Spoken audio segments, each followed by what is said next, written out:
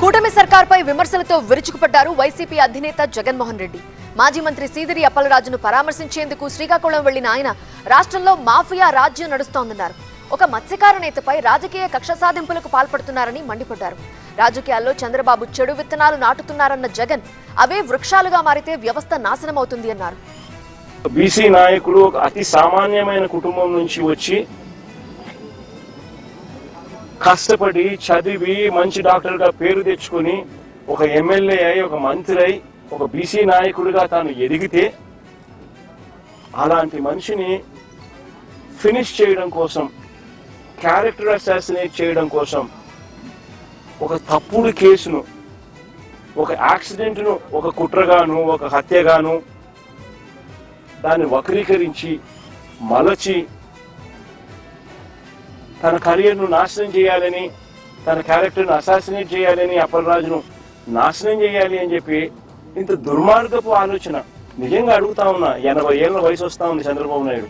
మనిషి అన్నం తింటున్నాడా, గడ్డి తింటున్నాడా అని అడుగుతా ఉన్నా. ఒక్కొక్కరికి ఒక్కొక్క న్యాయం వర్తింపజేస్తే నిజంగా బతకదు, వ్యవస్థ అనేది బతకదు. ఒక చెడు విత్తనాలు నాటుతా ఉన్నారు. ఈ చెడు విత్తనాలు రేపొద్దున వృక్షాలు అవుతాయి. మీరు ఏదైతే నాటుతా ఉన్నారో రేపొద్దున అది ఒక వృక్షమై మొత్తం సిస్టమ్ని నాశనం చేస్తుంది. అబ్సల్యూట్ గా అన్పార్డనబుల్, క్షమించరాని తప్పు ఇది. కొన్ని తెలుగుదేశం పార్టీకి సంబంధించిన వాళ్ళకి ఎక్కడికైనా వాళ్ళు ఎవరైనా యాక్సిడెంట్ చేసినా, వాళ్ళ పిల్లలు కానీ వాళ్ళ బంధువులు కానీ ఎవరైనా యాక్సిడెంట్ చేస్తే, లేదా వాళ్ళే యాక్సిడెంట్ చేస్తే, వాళ్ళ కారులో ఉండగానే యాక్సిడెంట్ జరిగితే మొత్తం కుటుంబాన్ని కూడా ఇదే మాదిరిగానే కేసులు కట్టి అరెస్టులు చేసి కుట్ర కోణము, హత్య కోణం అని చెప్పి పెట్టే కార్యక్రమం జరుగుతుందా? చేస్తారా అని అడుగుతాను చంద్రబాబు నాయుడు గారిని.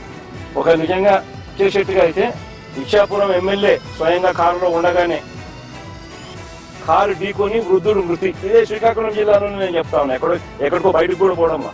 31/12/2024 పాతపట్నం ఎమ్మెల్యే ఇదే జిల్లాలోనే, ఇదే తెలుగుదేశం పార్టీకి సంబంధించిన పాతపట్నం ఎమ్మెల్యేకి సంబంధించిన మరో కార్ యాక్సిడెంట్.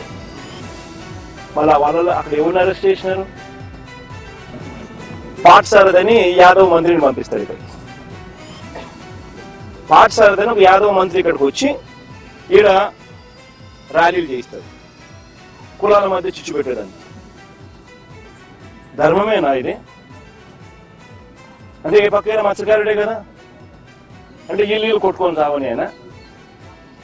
అంటే ఏం తప్పు చేసినాడు ఈ పిల్లోడు? ఒక యాక్సిడెంట్ జరిగింది, పొరపాటున జరిగింది. జరిగిన దానికి నిజంగా మనుషుల్లో ఎవరైనా ఉంటే వీళ్ళతో వాళ్ళతో ఇద్దరితో కూర్చోపెట్టుకొని పొరపాటు జరిగిందమ్మా, కాంపెన్సేషన్ ఇంతకన్నా ఇంత ఎక్కువ ఇస్తామమ్మా, నీ కుటుంబాన్ని పూర్తిగా మేమే అన్ని రకాలుగా చూసుకుంటామమ్మా అని చెప్పి వీళ్ళతో భరోసా ఇప్పించాడు.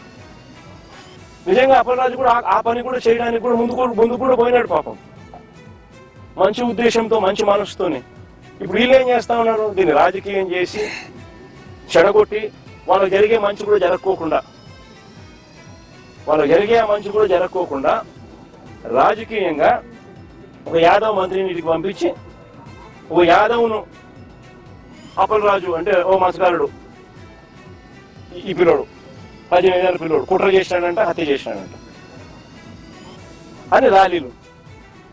నిజంగా నేను అడుగుతా ఉన్నా, ఇదే చంద్రబాబు నాయుడు గారిని అడుగుతా ఉన్నా, నీకు మనిషివా రాక్షసుడివా అన్నది ఒకసారి నువ్వు ఆలోచన చేసుకోవాలా అని చెప్పి చంద్రబాబు నాయుడు గట్టిగా నిలదీస్తూ అడుగుతా ఉన్నా.